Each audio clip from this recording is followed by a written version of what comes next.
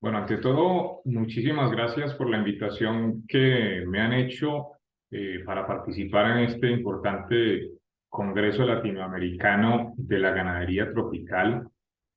eh, Como parte de la Asamblea Extraordinaria de Fegalago. Y pues realmente es un honor poder estar con todos ustedes en esta reunión y esperando poder aportar a cada uno de ustedes como productores de la ganadería en Venezuela, eh, pues el conocimiento y la experiencia que hemos venido acumulando, pero también un poco de perspectivas, una visión diferente de lo que es la ganadería, que ya ustedes han tenido la oportunidad de escuchar otras referencias en este mismo congreso, y espero simplemente complementar lo que ya las otras personas han trabajado. Agradecido con Fegalago, agradecido también con la Asociación Venezolana de Ganadería Regenerativa Veganar, que a través de las referencias que ellos han dado de mí, y especialmente la señora ganadera de Venezuela, Briseida Bausa, que, que pues han tenido esta referencia sobre mí para que pudiera yo compartir con ustedes lo que estamos trabajando. Bueno, sin más preámbulo, pues vamos a comenzar con esta charla que la hemos titulado eh, Ganadería regenerativa en los ecosistemas tropicales. Eh, pues ya saben mi nombre, soy Michael Rúa Franco, zootecnista y especialista en nutrición animal, con experiencia amplia e internacional de casi 20 años o un poco más en estos trabajos de ganadería regenerativa. Yo no he trabajado de otra manera, sino es agroecológicamente y siempre pensando en el bien de la ganadería y de los productores. Eh, Creo que es importante que comencemos con un contexto y voy a ir muy rápido porque el tiempo es corto y tenemos bastantes cosas para hablar. Entonces vamos a hacer un contexto rápido de la situación actual de la ganadería en el mundo. En el año 2006, la ganadería se puso en el ojo del huracán, eh, cuando a través de un informe de FAO, de las Naciones Unidas, se expresó al mundo como resultado de una investigación de la cual participaron más de 200 investigadores en el mundo entero sobre el rol que está jugando la ganadería, pero específicamente en los aspectos ambientales. Y en este informe del año 2006, especialmente o específicamente en el mes de noviembre, ya casi se van a cumplir eh, como como unos 16 años de haber empezado esta noticia a circular, y desde ese momento en que ese informe se presenta se dice que la ganadería es la actividad más contaminante en el mundo entero, y esto ha generado una oleada de ataques en contra de la ganadería, de opositores a la ganadería, de grupos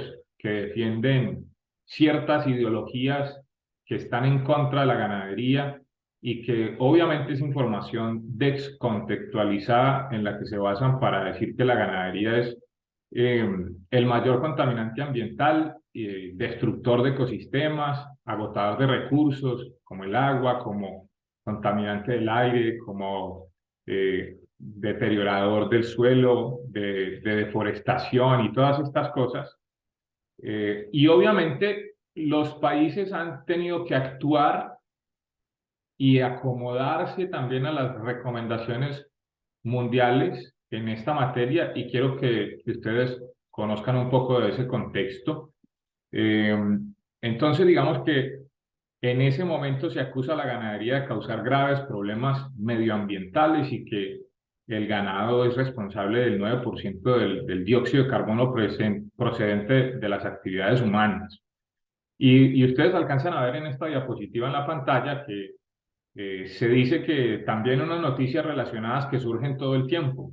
¿Cuánto le cuesta una hamburguesa al medio ambiente? Por ejemplo, cosas que van dejando obviamente mensajes que le hacen pensar al consumidor final de la carne, de los productos lácteos, que la ganadería no es buena para el medio ambiente y que a ellos consumir los productos de la ganadería pues están contribuyendo a que los ganaderos sigamos causándole daño al medio ambiente. Todo eso ha sido mal manejado, ha sido información que siempre está fuera del contexto correcto, que no es realmente precisa porque debería definirse y detallarse cuáles son estrictamente las fuentes de cada una de las emisiones contabilizadas, porque pues el ganado ha existido siempre, pero las actividades humanas son las que han ido evolucionando y son las que han ido empeorando la situación. Y vemos otra donde dice reducir las emisiones de metano un 45% en 10 años es factible y crucial para frenar el cambio climático.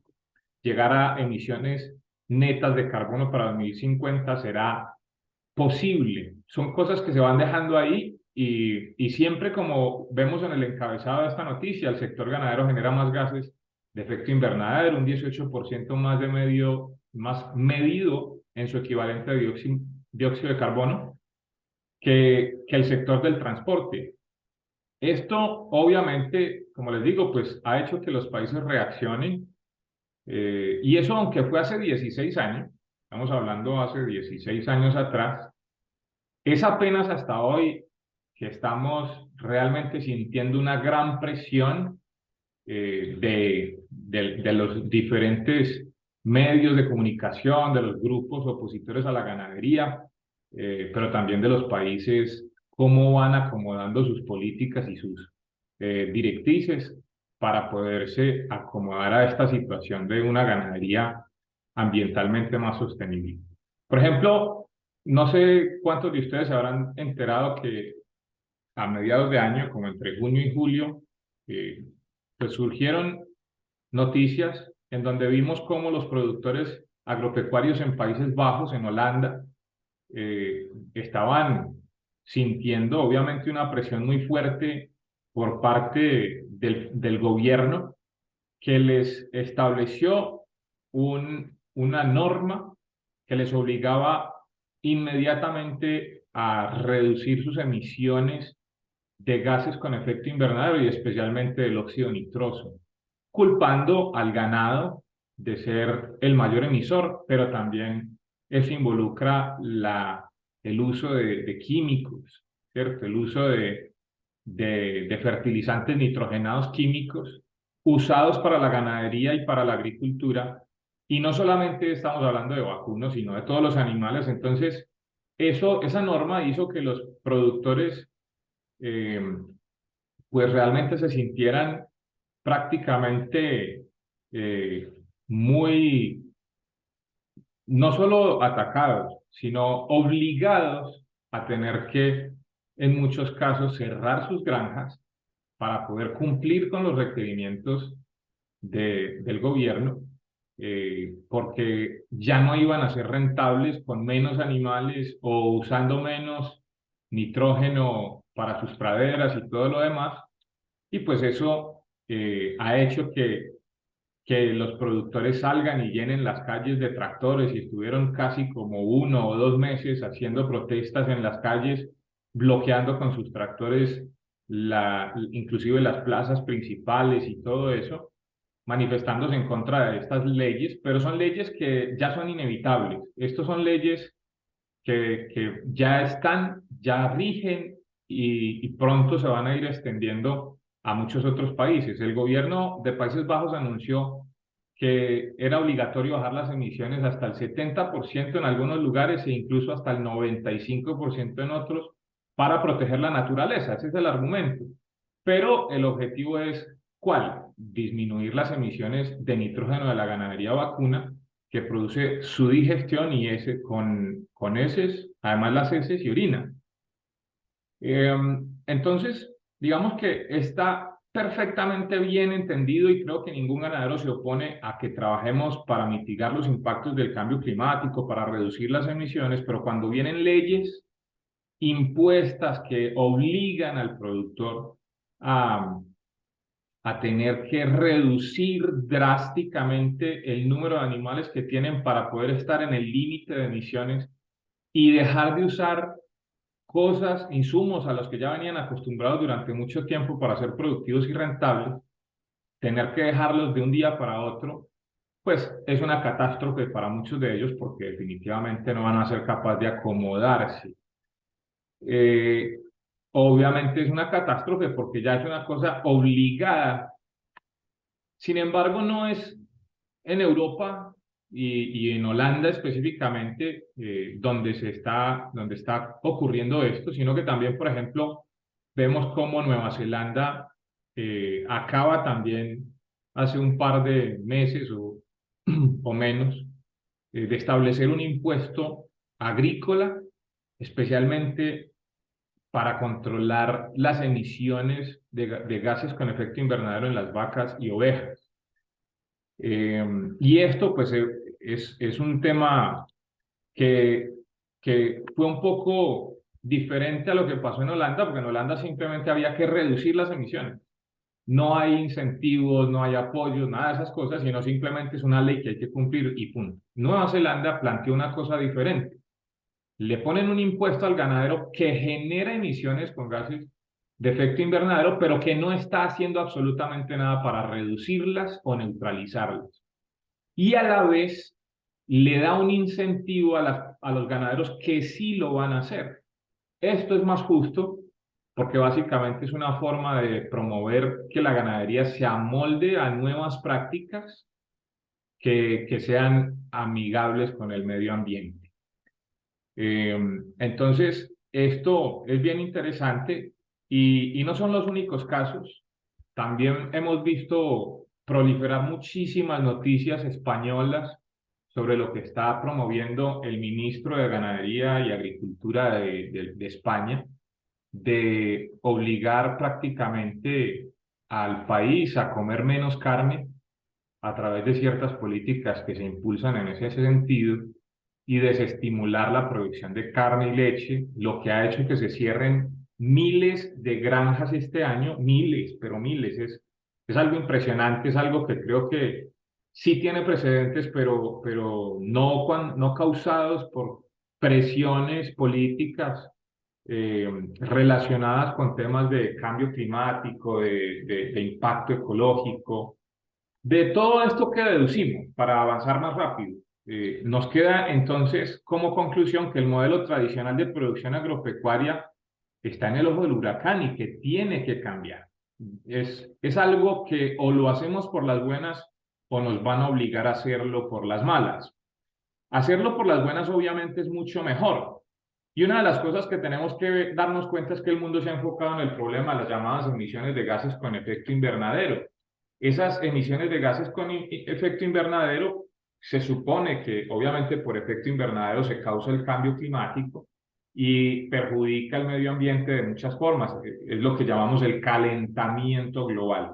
Ese calentamiento global genera desórdenes climáticos, genera sequías muy intensas y extremas y alargadas que antes no habían y también tormentas mucho más fuertes, con más frecuencia y todo eso pues hace que los países estén preocupados. Este mes de noviembre se va a realizar la conferencia de las partes número 27. La conferencia de las partes es donde todos los países envían emisarios que van a trabajar para establecer, actualizar sus compromisos globales, mundiales, internacionales, con respecto a reducir esas emisiones de gases con efecto invernadero, pero también para ponerse de acuerdo qué es lo que van a hacer.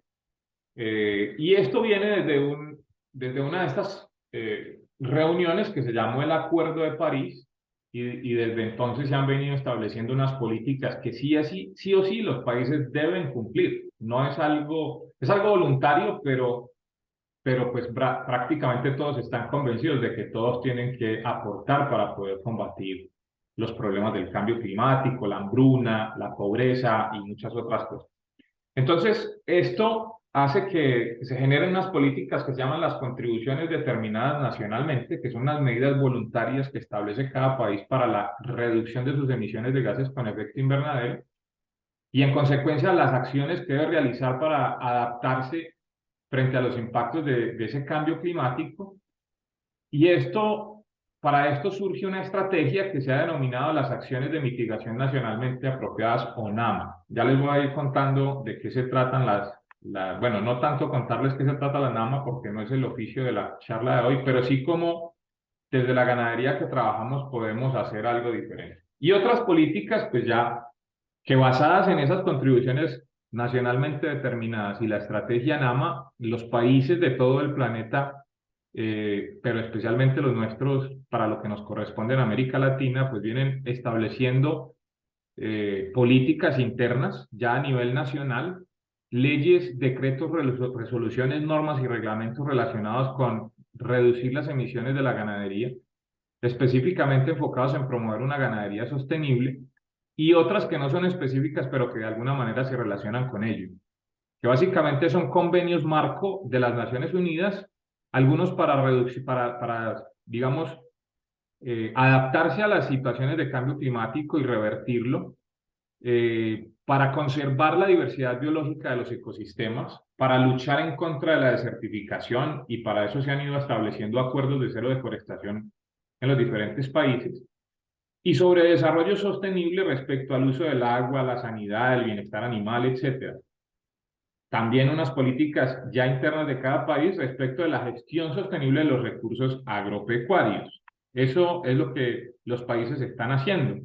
Este problema de la contaminación ambiental es un problema de abordaje multinivel y debe hacerse holísticamente, debe afrontarse holísticamente. ¿Qué significa holísticamente? Mirar el todo en su conjunto y trabajarlo en el todo en su conjunto. No podemos como empezar a hacer cositas por separado para después tratar de que todo eso sume, porque así no lo vamos a lograr nunca.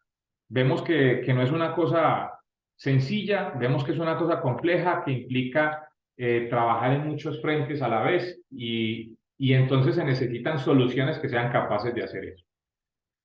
Antes se hablaba de la relación suelo-planta-animal y hoy debe ser suelo-planta-animal-ambiente-humano. Esto, pues, ¿por qué razón? Porque ya no es solamente suelo, planta, animal, sino que también debemos incluir ambiente y humano, porque básicamente los humanos somos los que estamos afectando más al planeta, no es el ganado. El mayor problema que afrontamos hoy en el mundo es la desertificación de los suelos productivos. Ese es el mayor problema.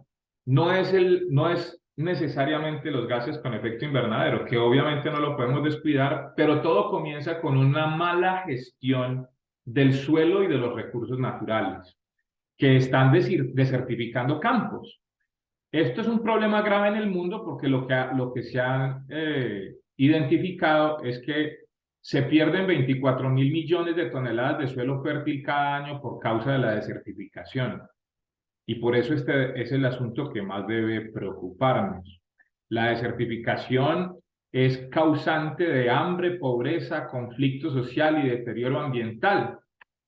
Entonces eso nos hace que, repito, hagamos un abordaje más holístico de los problemas de la ganadería, donde entendamos que la ganadería tiene impacto social, ambiental y económico, y que necesitamos encontrar un equilibrio de todas esas cosas para que la relación entre medio ambiente y sociedad sea viable, la relación entre medio ambiente y economía sea viable también, la relación entre sociedad y economía sea equitativa, y que todo eso nos ayude a lograr unos desarrollos de objetivo sostenible, que más adelante voy a hacer una alusión al respecto más detallada. No existe una sostenibilidad para individuos, eso tenemos que olvidarnos de eso, no es que eso sea para otros, ¿cierto? Ah, no, eso que lo hagan los demás.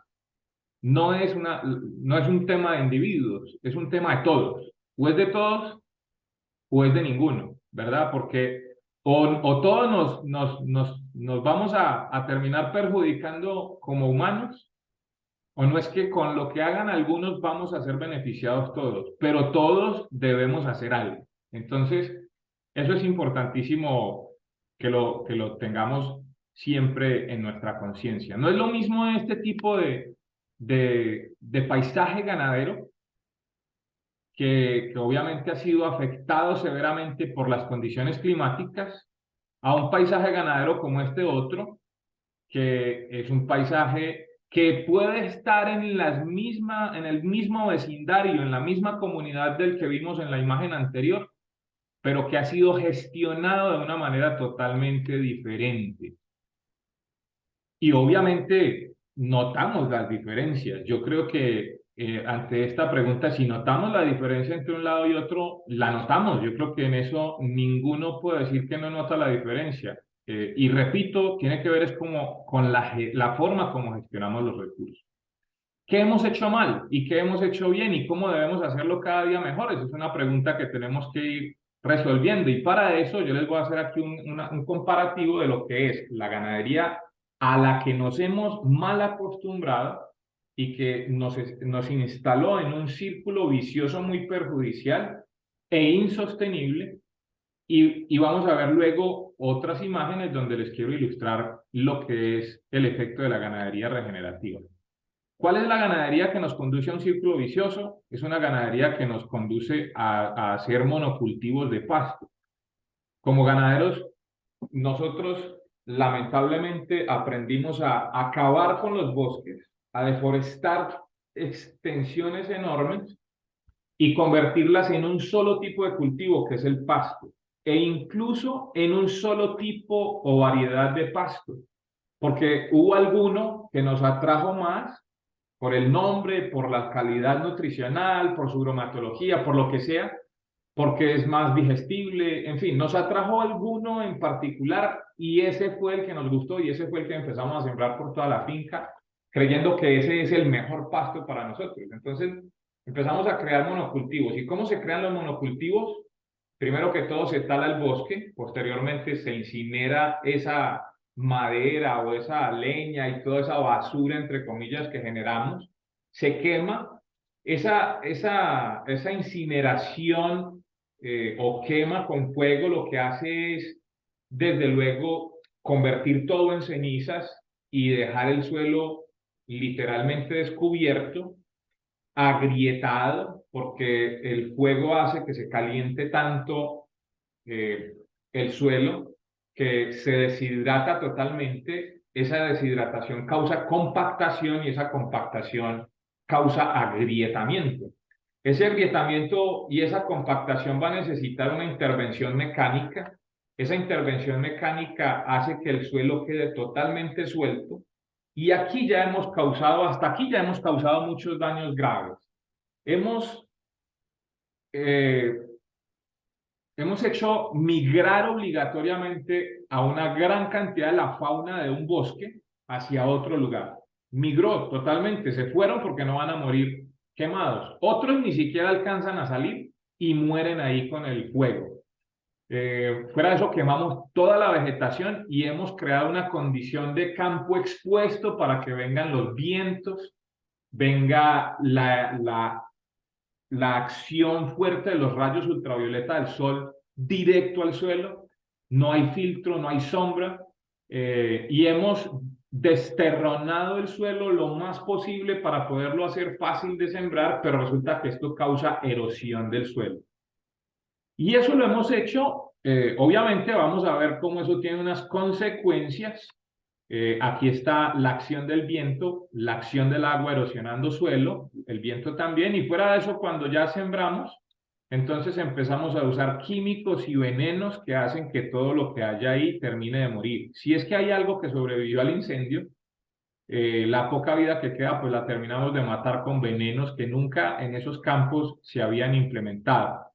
Viene la cosecha y viene este ciclo, se va a repetir tantas veces como el agricultor o ganadero considere necesario para producir forrajes, y en la medida que lo va haciendo se va creando una compactación del suelo profunda, ya ni siquiera superficial, sino que el suelo se va formando como de terrones duros, impenetrables y que obligan a siempre seguir en el mismo ciclo de romper, romper, romper y erosionar. Con el tiempo, estas prácticas hacen que los campos se vayan agotando productivamente y que el productor termine, desde luego, muy afectado. Y estas son prácticas que a la larga no vamos a ser capaces de sostener. Las hemos sostenido durante algunas décadas, pero a futuro no estamos hablando de siglos. Todo esto empezó el siglo pasado con la revolución industrial y la revolución verde. Llevamos menos de un siglo y ya tenemos sendos y severos problemas con estas prácticas, agotando suelos y desertificando. 24.000 toneladas de suelo se pierden al año por este tipo de prácticas. Ya eso está probado y comprobado. Este modelo de producción se torna obviamente cada día más insostenible, pero en contraposición a esto surge otro modelo, el que ahora llamamos ganadería sostenible y a la vez también regenerativa. Donde hubo un daño, se necesita una reparación y esa reparación es a la que vamos a llamar regeneración. ¿Y cómo lo vamos a lograr? A través del círculo virtuoso que crea la ganadería regenerativa. La restauración del suelo y de los ecosistemas mediante procesos naturales es el objetivo. ¿Y cómo lo vamos a hacer? Utilizando al ganado con la deposición, con su estiércol y orina, para que ellos aporten nutrientes al suelo y desarrollen la vida y desarrollen, estimulen la movilización de los organismos vivos del suelo para que retornen todos los que emigraron a este suelo que ya está pobre y muerto. Ellos van a tener que volver, pero necesitamos crear esas condiciones y esas condiciones las va a crear es el mismo ganado. ¿Cómo se logra eso? Pasando de un pastoreo continuo y extensivo, en donde no hay control del pastoreo, tenemos que ir evolucionando y en la ruta esto es lo que se ha hecho. Primero se practicó el pastoreo alterno con el propósito de dejar descansar un lado de la finca y en el otro lado estaba el ganado. Esto no resolvió los problemas, entonces tuvimos que evolucionar al pastoreo rotativo. Esto mejoró las condiciones de los potreros, pero tampoco resolvió el problema y tuvimos que ir evolucionando al pastoreo en franjas. Hoy en día una de las metodologías que más se usa es el pastoreo en franjas, inclusive en métodos diferentes como el pastoreo holístico planificado, como el pastoreo de ultra alta densidad, como el pastoreo en franjas o pastoreo también llamado inteligente. Todos estos sistemas de pastoreo que se usa la cerca móvil para ir haciendo que los animales se movilicen y con esto ya vamos encontrando una gran concentración de animales en menos espacio. Eso hace que esa gran concentración estimule la movilidad de la fauna del suelo y que nos permita lograr justamente esa recuperación rápida del suelo. Y se sigue evolucionando hacia sistemas de pastoreo intensivo y aquí aparece lo que se llama el pastoreo racional. Acá vemos todavía muy pocos potreros para lograr un impacto profundo y rápido del ganado sobre el suelo. Entonces, llegamos a evolucionar hasta este punto de tener que hacer muchos potreros, muchos, y lo que se busca es hacer cambios diarios. En lo posible, cambios diarios e inclusive un par de cambios al día o varios cambios al día. En la medida que se intensifica más y se hace más frecuente el desplazamiento de los animales, estamos haciendo que los animales estén mucho más concentrados en un solo espacio. Noten que ahí están totalmente concentrados en un potrero muy estrecho, pero ese potrero pequeño básicamente está recibiendo altas cargas de orina y estiércol y eso le va a generar muchísima actividad biológica para recuperar la materia orgánica. Esto es una forma rápida y barata porque aquí no hay necesidad de hacer arados, no hay necesidad de hacer uso de insumos ni nada por el estilo. Esto va a tener que ir siendo complementado con la introducción de especies arbóreas para crear un sistema silvopastoril. Inicialmente nosotros lo hacemos con pocos árboles en las esquinas de los potreros y luego vamos incorporando lo que yo he llamado las islas forrajeras, que básicamente son como pequeñas líneas o setos de arbustos forrajeros que también pueden alimentar al ganado. Y en los árboles incorporamos de todo, árboles que den flores para que atraigan polinizadores, árboles que produzcan semillas, árboles que produzcan frutas, que todo eso lo vamos a usar finalmente para la ganadería y al crear esas condiciones pues vamos a lograr tener un ambiente mucho mejor para los animales. Para entrar en recta final de la charla, pues entonces les cuento que la ganadería regenerativa a través de las prácticas de pastoreo racional nos permiten, primero que todo es altamente versátil porque se puede aplicar en todo tipo de tierras. Ahí vemos tierras muy planas en la imagen y tierras también muy inclinadas, con topografías mucho más difíciles, quebradas. Se puede hacer en cualquier tipo de suelo, en cualquier tipo de terreno utilizado para la ganadería. Observemos ahí también cómo lo hacemos en la montaña. Eh, y también, pues obviamente es versátil en el sentido de que no necesariamente tenemos que utilizar cercos fijos para hacer las divisiones de potrero, sino que podemos valernos de la cerca móvil. Obviamente es mucho más fácil trabajar con cercos fijos porque hace que el trabajo sea mucho más sencillo, menos mano de obra, pero también está la otra opción de cercos móviles donde se pueden incluso usar varios grupos de ganado para ir aprovechando la oferta forrajera. Eso implicará tener que hacer una arquitectura donde podamos agrupar los animales en diferentes lotes o en la menor cantidad de lotes posible de todas maneras para lograr que no sea muy complicado el manejo y que además garanticemos que haya un potrero en óptimas condiciones para todos los días del año, ¿verdad? Eso requiere cálculo de potreros, eso requiere arquitectura, también porque en estas metodologías usamos callejones que nunca debe ser un solo callejón central como nos malacostumbramos también, sino que deben ser callejones por toda la finca para que el animal pueda movilizarse fácilmente a cualquier potrero y así garantizar que todos los días vaya al potrero en óptimas condiciones. También eso va a implicar tener un sistema de acueducto que vaya llevando el agua hasta el ganado, eh, ya sea porque hago puntos estratégicos a donde el ganado llegue o porque en la medida de lo posible lleguemos con el agua hasta cada potrero. Esto nos permite mejorar la carga global de la ganadería hasta 6 UGM por hectárea. Una UGM es un animal de 500 kilos de peso. 6 UGM serían 3.000 kilos por cada hectárea en la carga global. En la carga instantánea, que es la cantidad de cabezas que están en un sitio pastoreando, o sea, digamos que la carga de un potrero de una hectárea sería este equivalente que está acá. Si tenemos un aforo, que es la cantidad de forraje por metro cuadrado de 1 kilo, podríamos tener 2 UGM por hectárea, que equivale a 120 cabezas de ganado al día en un potrero de una hectárea. Si el aforo fuera de 2 kilos por metro cuadrado, o sea, 20 toneladas por hectárea, entonces se nos duplica la carga y tendríamos 240 cabezas pastoreando una hectárea diariamente. Y con 3 kilos por metro cuadrado podemos llegar hasta 6 UGM por hectárea, que son 360 UGM día en una hectárea. Esto es una referencia, porque obviamente si usted tiene un potrero de 2.000 metros cuadrados, pues es la quinta parte de una hectárea, lo mismo que sería la quinta parte de esta carga, ¿cierto?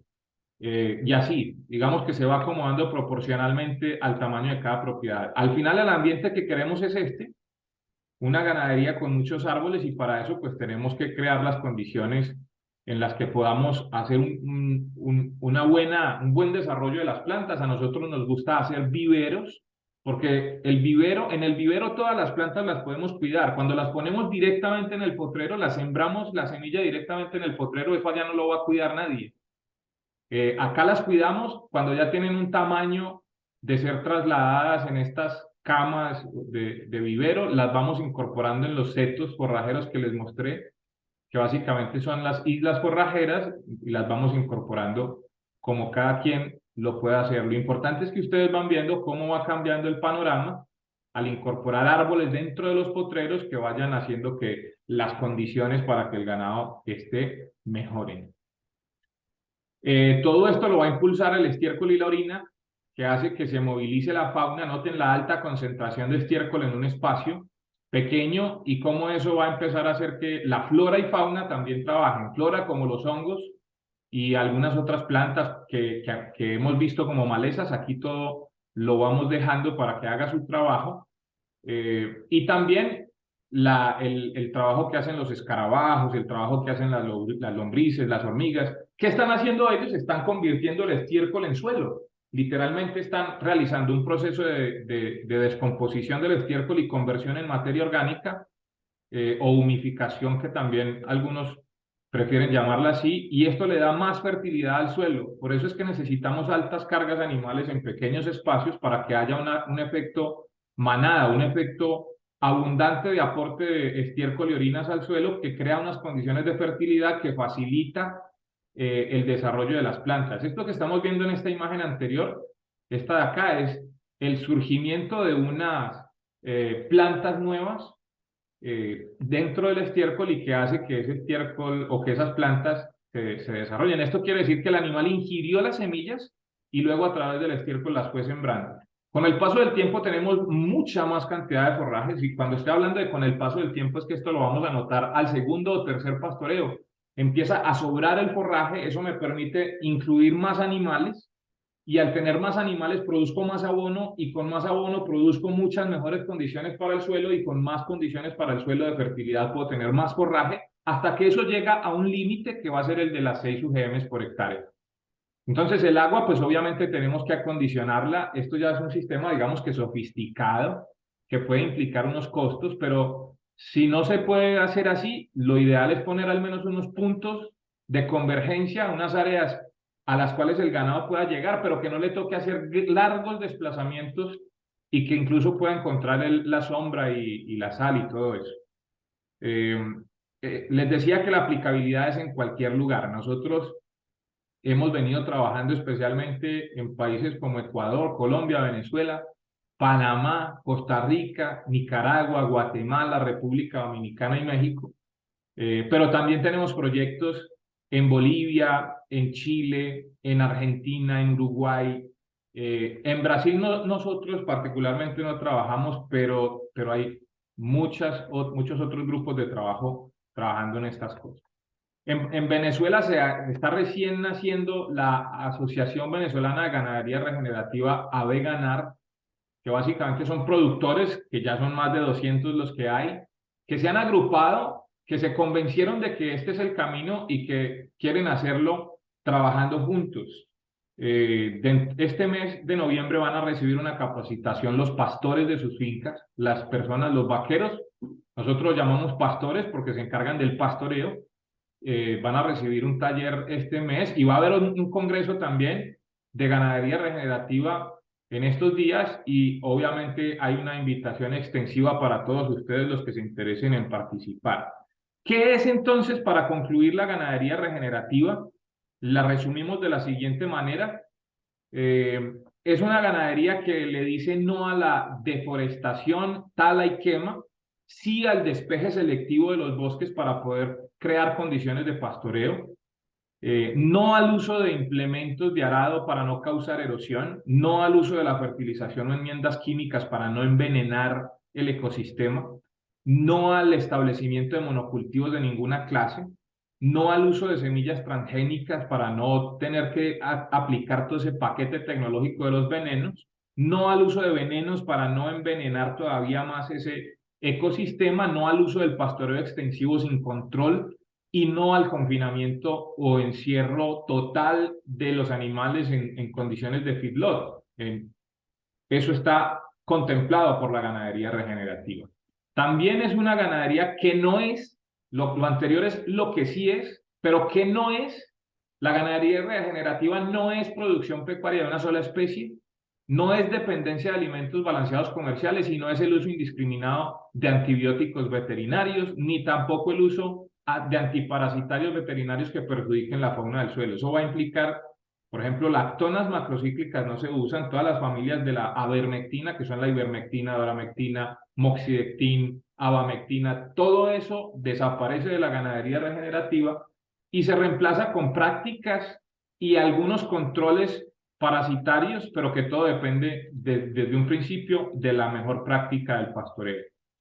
Finalmente, la restauración de la forestería, la restauración de la diversidad biológica, de los recursos naturales, de la oferta ambiental, del suelo vivo, de la carbono neutralidad, del bienestar animal y de la relación humano-animal, todo esto sí es ganadería regenerativa que viene basada en este ciclo o círculo virtuoso que es el que las estuve explicando. ¿Cuáles son los resultados de esto?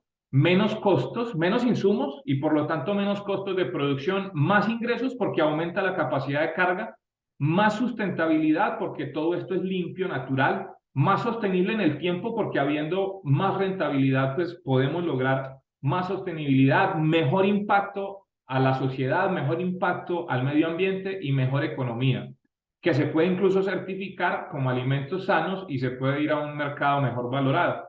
Todo esto para contribuir con los objetivos de desarrollo sostenible, que entre ellos está reducir los niveles de pobreza, reducir el hambre, mejorar la salud y bienestar del ser humano, también, digamos, otros como el de la energía no contaminante, también, por ejemplo, la acción por el clima, en fin, vida de ecosistemas terrestres. Hay muchos objetivos de desarrollo sostenible y todo se da a través del manejo sustentable del suelo, para lograr todas esas políticas de las que hablamos en un comienzo.